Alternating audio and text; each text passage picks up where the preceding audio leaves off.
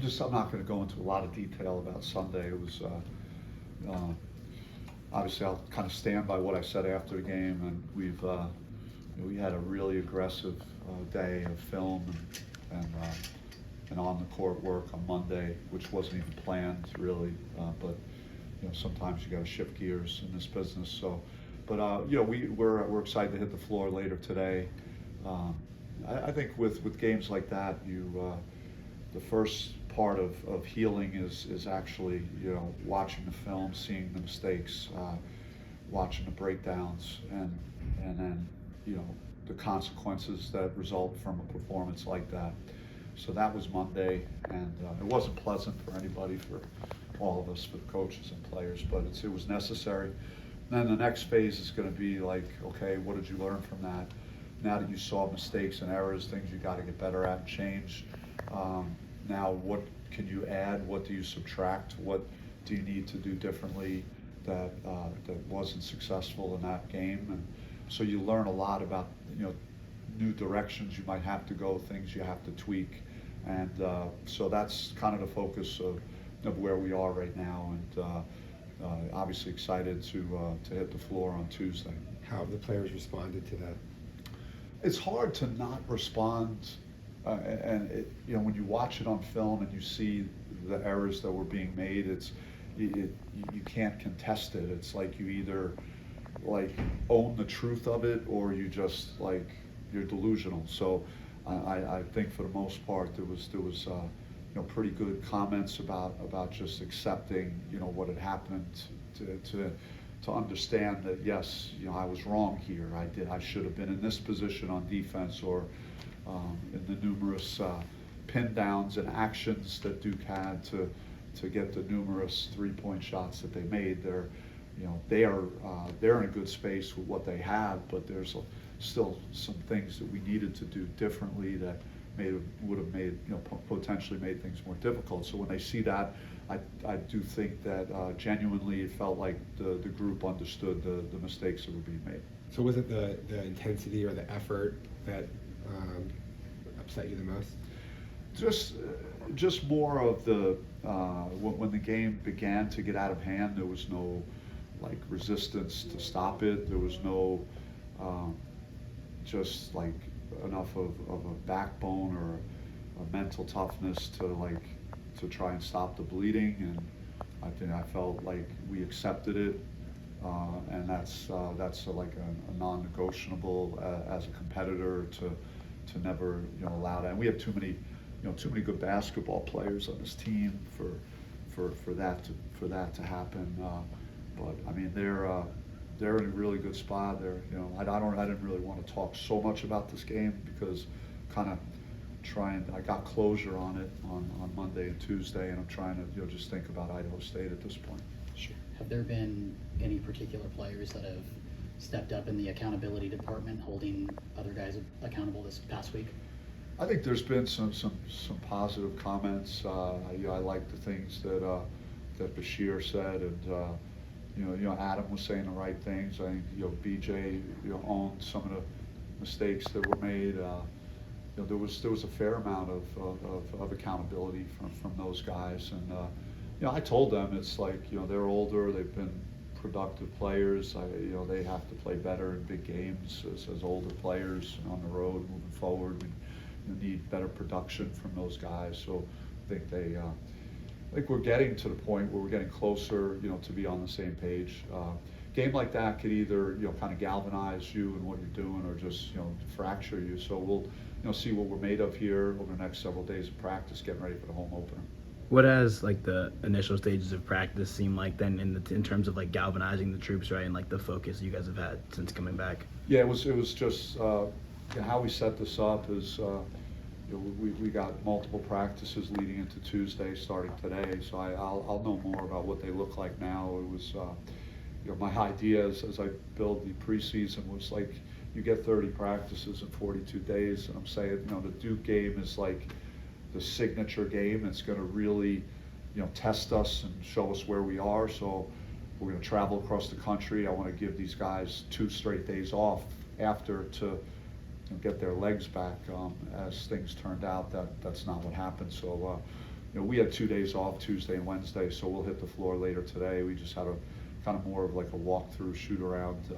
So we'll go twice today, and then twice tomorrow, and get ready for Tuesday. Your non-conference schedule is quite difficult. So how realistic is it, do you think, to make significant strides, like in the next week to 2 weeks, to get to where you're feeling good about going into some of these games? Yeah, man, that's a good question, Chris. I'm not, I mean, it's Halloween, it's scary. I mean, that's just, when you see it that way, and then you know what's in front of you, and you're in the abyss right now. You're in a little bit of the unknown, because I saw a lot of things that gave me reasons to be really excited about the season.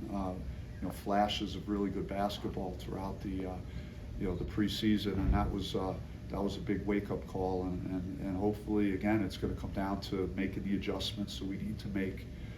Learning about what your strengths are, and trying to play to those strengths, and trying to minimize doing things that you shouldn't be doing. And I think I saw enough of all of that stuff that it could take me in some different directions about just like what we need to do to try and become better, and that's what we'll focus on here leading into the opener and beyond that. What are those glimpses, like the things that you feel like are there to extract? Well, I mean, I'm just gonna keep saying, even though like both games we really didn't shoot the ball well, that we'll get better quality shots, and some of these guys will snap out of it and start making shots. And I know that they've, most of them have done it, whether it's in high school or in, at this level. So I think it's a matter of time. And but then also just the bright spot of Quinence, was really a positive, I thought, for me, and just finding ways to get him touches and get him the ball, and I think Bashir Jihad, the same thing. He's a guy that I would have some confidence with. In that first half, he was able to get to the free throw line, and we could play through him some. So I think those two guys, we trying to do a little bit more on the offensive end to get them a little more responsibility. Could that open the floor up when those two guys are on the court together? I mean, it did. Like, if you watched the game, the Duke game, were really overplaying a lot of stuff, and like the center of the floor was pretty wide open as they were trying to deny passing lanes and take things away. So if teams choose to do that, I think that those two guys have a chance to making teams pay on a more regular basis. JQ, even though he played hard, played well at times, really, the dunk and different things he did, missed a couple of wide open threes, had a couple of layups he missed. So he really could have been looking at an 18 to 20 point game if he just made some of his layups and things around the basket. So we want to get him the ball. We want to make sure he has good opportunities in our offense. Looking at Idaho State, what's that matchup look like for you? Yeah, they're a very new team, and point guard Darling was a guy that played at Washington State a couple of years ago, so I'm familiar with him. He's a very feisty little guard, and so it's hard to gauge, though. I mean, they have a lot of new faces, a number of junior college players, and so we'll be kind of going in there a little bit blind, not knowing a whole lot about them. I certainly know about Darling with his playing at this level and playing in the rotation of Washington State, now going to another opportunity at the mid-major. You would assume that he would have more responsibility in their offense, and he'd be someone that would could potentially be a go-to guy. But I'm just still in the mode of until we could get a couple of 1, 2, 3 games under our belt, it's going to be more of, can we do what we do better than what our opponent is trying to do. It's trying to just stop them is not going to be the path to victory this week. It's going to be us really internalizing our errors and mistakes and get better from our last game. On that note, are you any closer to knowing what your starting lineup's going to look like for the beginning of the season as well? That's funny you should ask that question, because after the game it was so brutal. Virtually all jobs are open this week. I think Jaden Quinence has kind of sealed a position. Outside of that, I still think I'm pretty wide open right now going into this week. A lot of it will be determined over the next 4 practices, and to and see, you know, who is really getting after it in the appropriate way, and who, you know, who gives us the best chance to win when the ball goes up. And then I expect whoever does not hear their name to be just so enthusiastic if I choose to put them in the game, because anytime you have a performance like that, like, no one has a job, right? Everybody has to earn everything, and even if you get 1 minute the next game, it should be the best minute that you ever try and play, if you want to get an additional minute the next time. And that's just kind of how I'm approaching, like, starting lineups. So, like, starting lineups right now, I could give two shits about a starting lineup right now. The way that Duke was switching everything defensively, is that something that, like, teams have to be really good to be able to do? Yeah, I mean, they have good physicality, athleticism, positional size, interchangeability, like all the things that make sense. And then if there is a breakdown, they have, you know, the rim protector at the basket. So, you know, I think they were very good at it. They were physical with us. We didn't really handle it. They were the aggressor. You know, anytime you're the team that's getting punched in the mouth, you're not going to have a great chance. We were not physical. We didn't screen well. We didn't cut hard. You know, all the things you need to do against a team that is being that aggressive. And then if they're that spread out, taking away everything, we got to be able to win the one-on-one battle sometimes. Just against a matchup, whoever has the basketball has got to be able to go by his man and create some kind of rotation. So, you know, we'll practice more against, you know, that style of defense, because I would assume, like, teams would watch that game and try and emulate that, you know, somewhat if they're trying to play against us. Over the next few practices, you mentioned, you know, doing what we do better than they do what they do.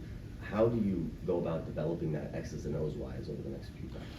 It's just going back to the drawing board with the things that we've been preaching about our position on defense, and, you know, working on the stuff that we got burned on with, you know, coming off screens and, you know, melting on screens and not fighting through it. And if there is someone that gets hung up on a screen, then someone's got to step out on a shooter, and just getting back on defense, and just our offense, just better execution. We took some ill-advised early shots, one-pass shots in a game where it was kind of, you know, 18-8 for a long time, and, you know, we just, you know, couldn't generate points. We'd take poor shots, not making the defense work.